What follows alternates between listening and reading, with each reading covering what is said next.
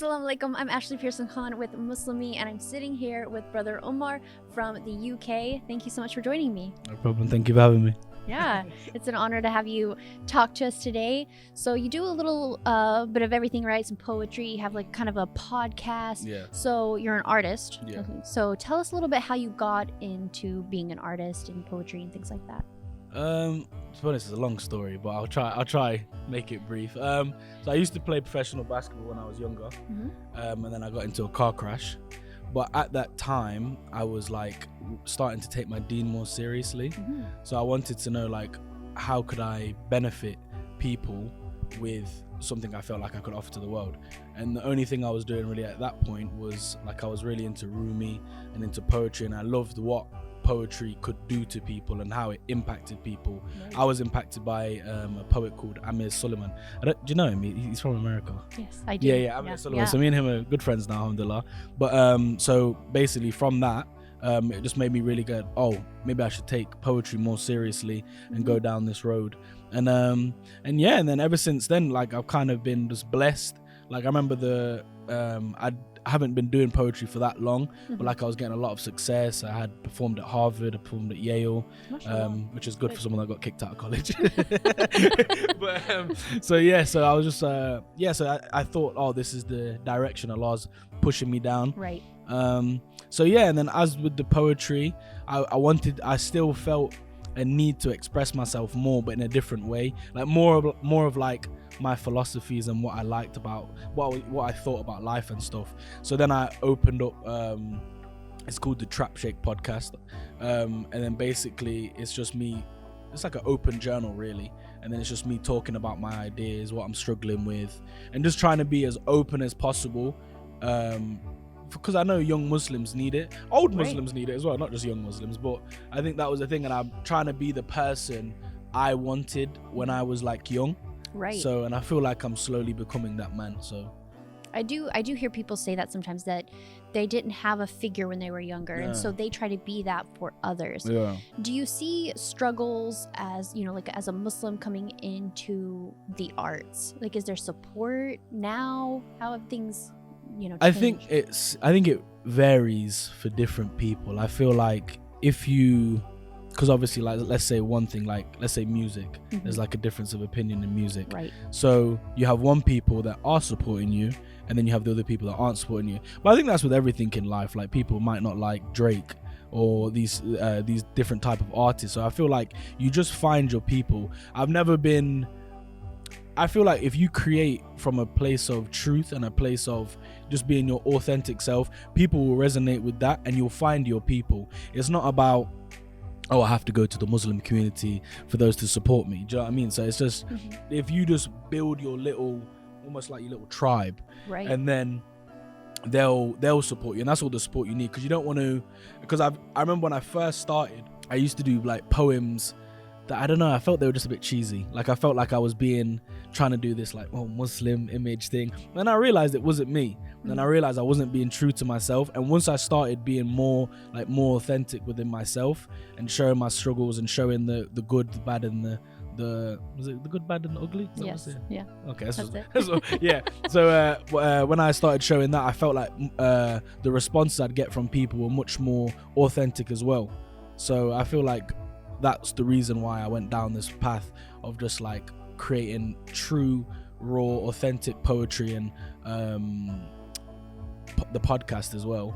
And then I'll find my people. The people are out there, type of thing. Right. Yeah, but maybe not so much from the community as a whole. Yeah, because like they take a look at me, they see tattoos, they all hear the music. Stuck for a lot. but like I don't really seek validation from those people, so it doesn't really bother me. But I understand a lot of artists. I have a lot of friends that are artists in the scene. I know they struggle with it a lot because that's their bread and butter at the end of the day. So maybe some people like may change their style or their beliefs because they have to like kind of be marketable to a certain demographic of people. Right, where you kind of did the opposite. You were trying to show that you were into the deen with your poetry, and then you were like, I need to be a little more authentic because it sounded, you said cheesy, right? Yeah. So you were like, no, let me switch gears. Yeah. So poetry is kind of what you got into first, right? Mm-hmm. So how did you get into your podcast? What inspired that? The podcast was, to be honest, it was such a weird setup. I remember I just wanted to, like, in my mind, I was like, I have so many thoughts and so many things. I was rushing all the time. Like poetry, the thing is, the poetry and the podcast, they're like two sides of me. The podcast, the podcast is like more of like the thoughts I have and blah, blah. Whereas the poetry really encapsulates the emotions I'm going through with certain things.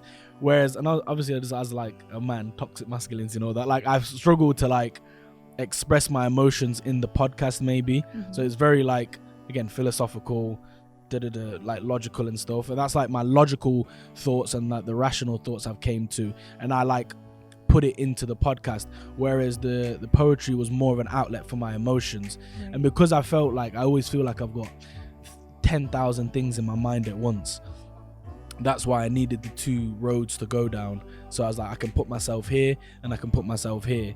And then like, because obviously like humans, we're made up of a lot of different kind of aspects of ourselves. Like I'm sure you have many different hobbies. Like you don't just do one thing. You know my mom always told me I was interested in way too many things. Yeah, but that's the thing. It's like, because you have so many different personalities. Right. Like you've got, maybe you want to be like fit here and be in the fitness industry because you have a desire for competition, but maybe you have like a really creative, and I feel like people get they box themselves in to like okay, labels and things like that. I'm a this, right? And then they start to become a slave to that like label, when really if I would have still been a slave to like my label as like an athlete and a basketball player, mm-hmm. I'd still be playing basketball now. But I know that Allah's plan was much more beneficial for me to do work like this, because based on messages I've got and stuff, I know I've helped a lot of people, or I hope anyway, but so like I know I've helped a lot of people, so I know that this is a more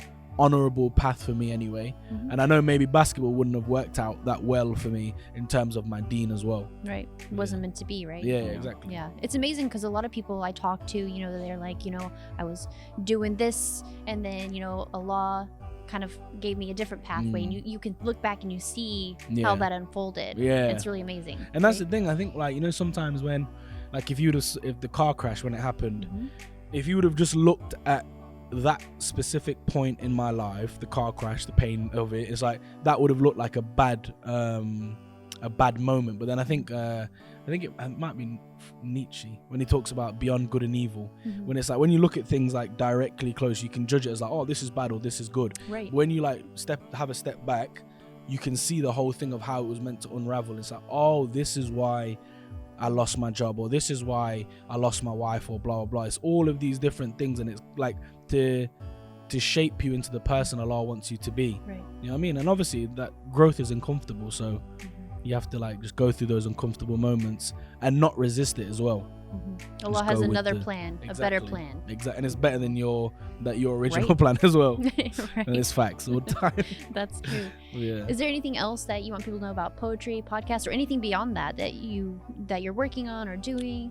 No, I'm just at the moment. I'm just working on the podcast. I do about 2 episodes a week. Oh, that's really good, mashallah. And then I post obviously that snippets of it on my Instagram. Mm-hmm. And then poetry is just like whenever the muse takes me. Yeah, you get that inspiration. Yeah. Are you one of those people that like you have to pull out your phone and like type something real quick so you don't forget, or do you like to write it down?